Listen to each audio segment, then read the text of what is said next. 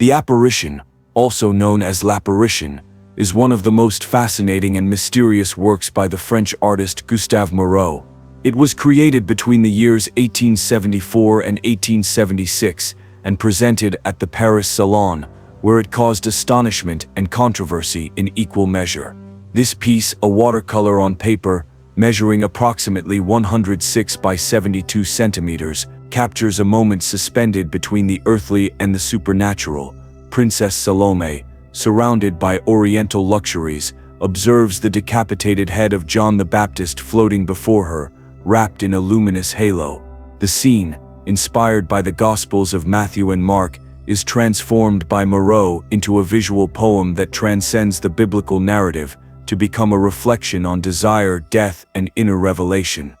Moreau, a key figure of French symbolism, does not simply recount the story of Salome. He turns her into an archetype, the femme fatale, beauty as destruction, erotic power as a mystical force.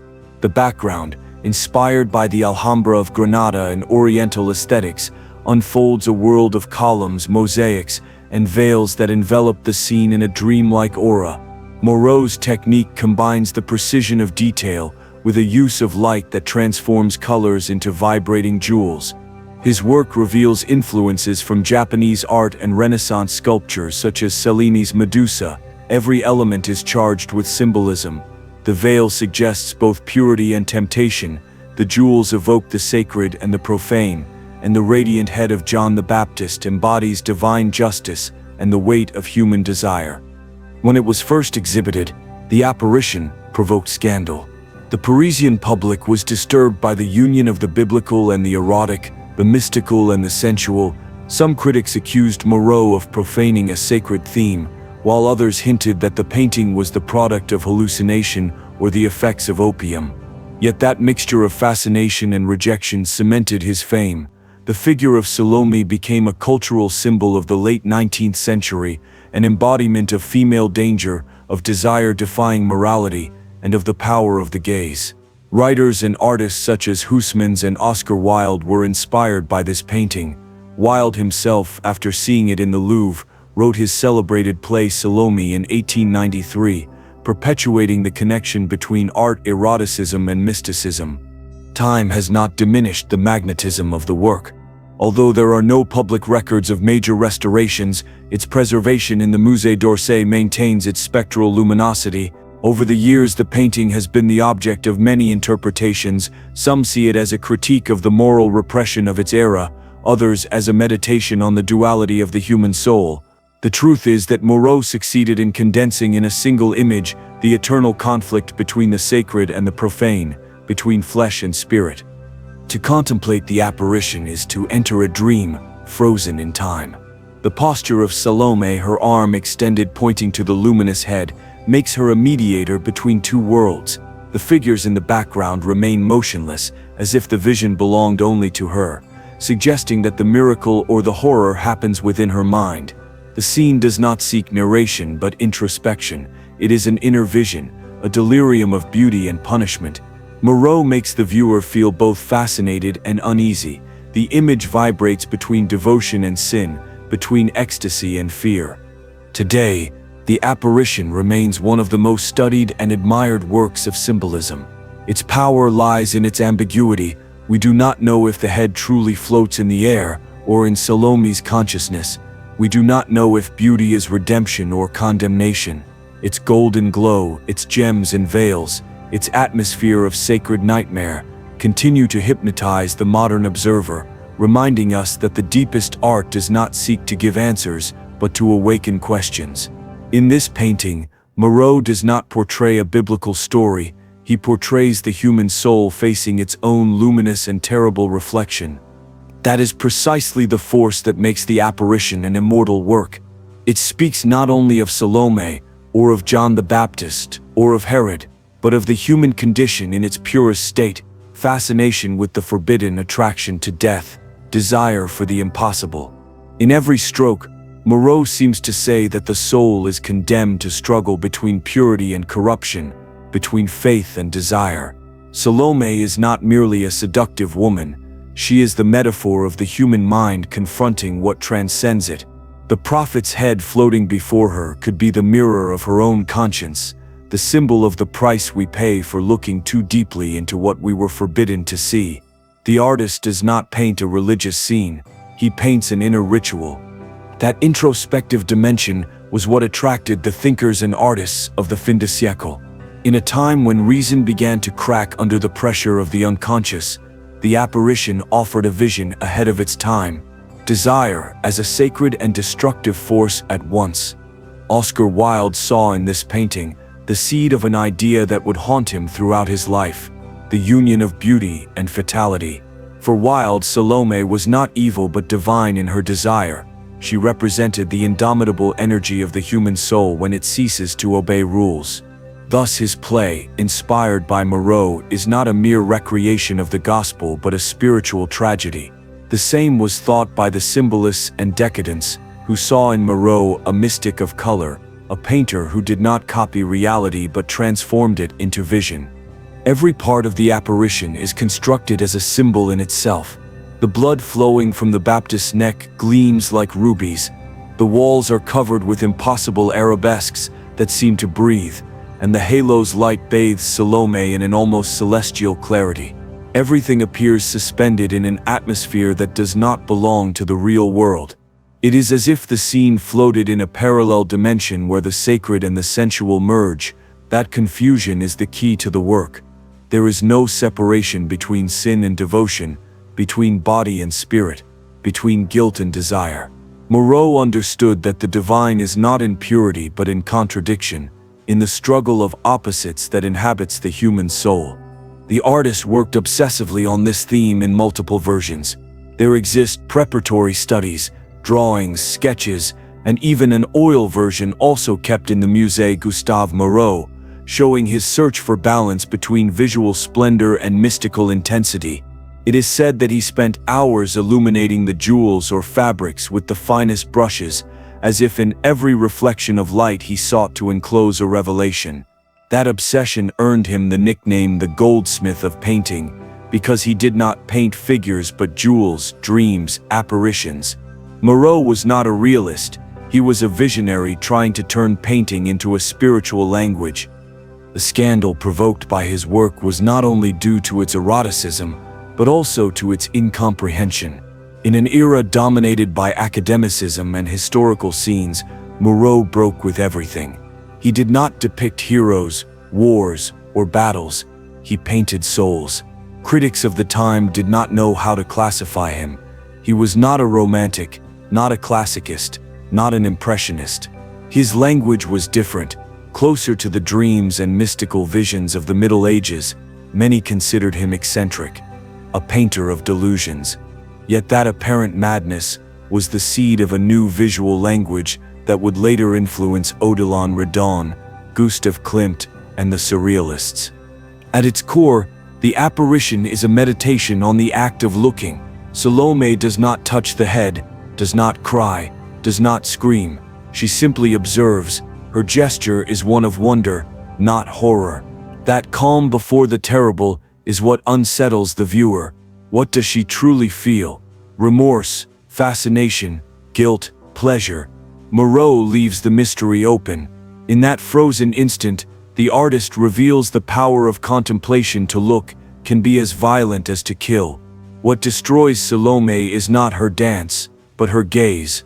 That idea has resonated through generations, influencing psychoanalysts, writers, and philosophers who saw in the painting an allegory of the unconscious, where repressed desires take form and become visible. Over time, the interpretation of the work has evolved. In the 19th century, it was seen as a portrait of the femme fatale, an archetype of male fear toward the independent, seductive woman.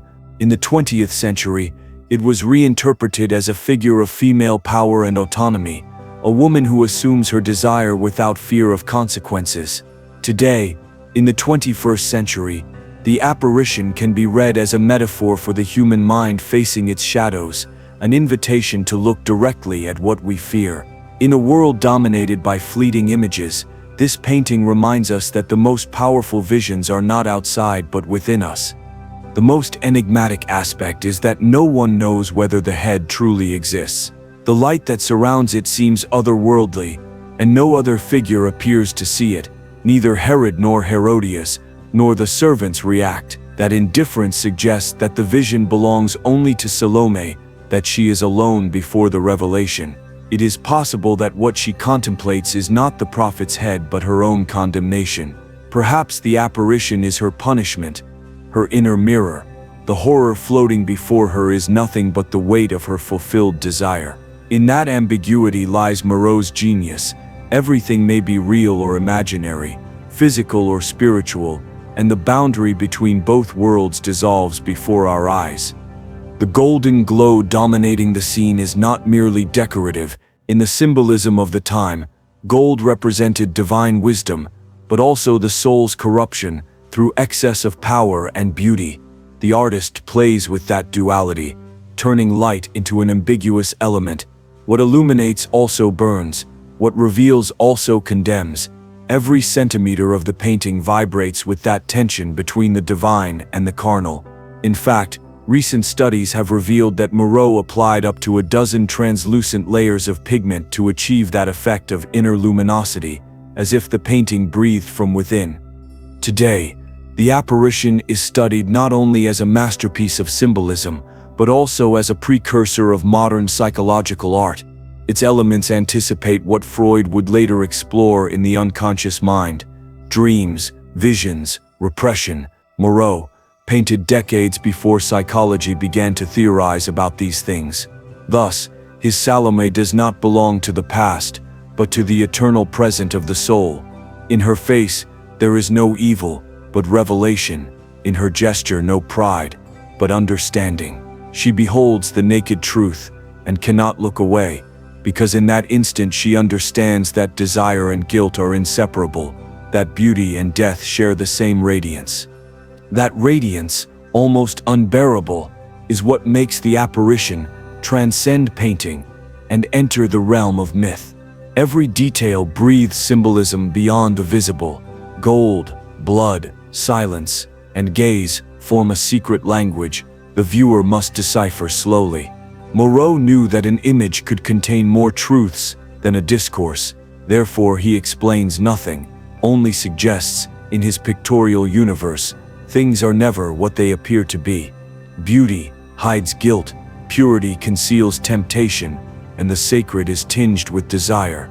Thus, the painting becomes a veiled revelation, a kind of visual prophecy where the human soul faces its double, the light it longs for, and the darkness it fears.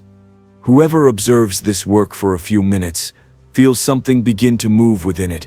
The halo around John the Baptist's head throbs like a luminous wound, and Salome's gaze seems to pierce the canvas. It is as if the painting contained an inner vibration, a spiritual breath. It is no wonder that many visitors to the Musée d'Orsay confess to feeling disturbed before it, as if the painting were looking back at them. That sensation of being observed by the work is part of Moreau's spell. He manages to invert the roles between spectator and art, making the viewer part of the mystery. This power of the visual, this ability to provoke a nearly mystical experience, is one reason why the apparition has been compared to Byzantine icons or to the ecstatic visions of medieval mystics. Moreau himself spoke of his art as a form of prayer. He said the painter must be a priest of the image, someone capable of revealing the invisible. In his studio, surrounded by more than 8,000 sketches and ancient objects, he spent hours silently observing natural light on golden surfaces. He did not paint to please the public, but to seek an inner truth. In a letter to a friend, he once wrote that every line must contain a tremor of the soul. That spiritual quest is what sets his work apart from that of other artists of his time. While many explored color or light from a technical point of view, Moreau did so as if each brushstroke were a prayer. The apparition is not a mere aesthetic exercise, it is an attempt to approach the divine through form and color. That sacred dimension of Moreau's art is also reflected in his obsession with symbols. The pavement beneath Salome's feet, with its geometric patterns, can be interpreted as a reference to the Temple of Jerusalem, symbol of hidden knowledge. The jewels adorning her body are not mere ornaments, they represent the duality between the corruptible body and the eternal soul. The Baptist's halo, composed of an almost metallic radiance, recalls the fire of the Holy Spirit, yet also evokes judgment. Everything in the composition is carefully designed to maintain the tension between salvation and damnation, between the human and the transcendent. Moreau, like an alchemist, transforms matter into symbol and painting into a mirror of consciousness. Over time, this work became one of the most reproduced and studied of the 19th century. Symbolist writers saw it as the perfect synthesis between art and poetry. Joris Karl Huysmans, in his novel A Reborn, describes how his protagonist contemplates a reproduction of the apparition and becomes fascinated by Salome's morbid beauty. That literary description helped consolidate the legend of the painting as an icon of decadentism. Since then, the figure of Salome became a cultural symbol, muse of poets, musicians, sculptors. Richard Strauss composed his opera Salome inspired by Wilde's play, and its original stage designs used visual motifs taken from Moreau. Thus, the painting transcended its original medium to become a modern myth. However, the passage of time also transformed how it is perceived. What was considered scandalous in the 19th century is now seen as an affirmation of creative freedom. The union of eroticism and spirituality that so disturbed critics of its day is now interpreted as an honest exploration of human nature. In that fusion lies its greatness. Moreau does not judge, he does not moralize. He simply exposes the mystery of desire and faith as two sides of the same coin. And in doing so, he confronts us with our own duality, that constant tension between what we long for and what we fear. From a technical standpoint, the apparition is a masterpiece of watercolor. Moreau uses superimposed transparencies to achieve a depth impossible with traditional pigments. The result is a surface that seems to radiate its own light. That inner luminosity is the perfect metaphor for the painting's spiritual content. The divine does not come from outside, but from within. The painting does not shine because it reflects light, but because it contains it. Each layer of color, each golden line, is designed to vibrate in harmony with the viewer's emotions. It is an art that does not impose by force but hypnotizes slowly, enveloping the gaze until it is lost within the radiance. Many scholars have noted that Moreau was ahead of his time. His treatment of symbols and his language of visions would influence, decades later, movements such as Surrealism. André Breton, founder of that movement, mentioned Moreau as one of the precursors of the exploration of the unconscious in art. And it is no coincidence, what Moreau achieved with his brushes was to open the door to dreams. The apparition does not belong to the external world, but to that space where imagination and desire intertwine, a territory that Freud and Jung would only begin to chart years later. But there is something even deeper: silence. Amid so much brilliance, ornamentation, and gold, the scene is absolutely mute. There are no cries, no music, no noise, only a dense, almost spiritual silence. That silence is the true protagonist of the painting. It is the space where revelation occurs. Moreau knew that the divine does not manifest in noise, but in the stillness of the soul. That is why, when we contemplate the apparition, we feel a kind of inner pause, a moment when everything stops. It is a silence that does not frighten, but invites introspection. The effect it produces cannot be explained in words, it must be felt. Some describe it as a mixture of attraction and fear, others as a mystical experience. What is certain is that the apparition achieves something few works do. It transcends time and speaks directly to the soul of the viewer. The story of Salome and John the Baptist may belong to the past, but the conflict it embodies is eternal. All of us, at some point, have been Salome facing the consequence of our own desires. All of us have seen floating before us the head of something we loved and destroyed at the same time. That universality is what makes this painting a mirror of humanity. The apparition needs no explanation, because it is itself a question. What happens when beauty becomes punishment? What is the price of desire? Where does faith end and guilt begin? In that impossible balance between light and shadow, Moreau shows us that the soul does not seek answers but revelations. That is why every time someone stands before this painting, its mystery is reborn.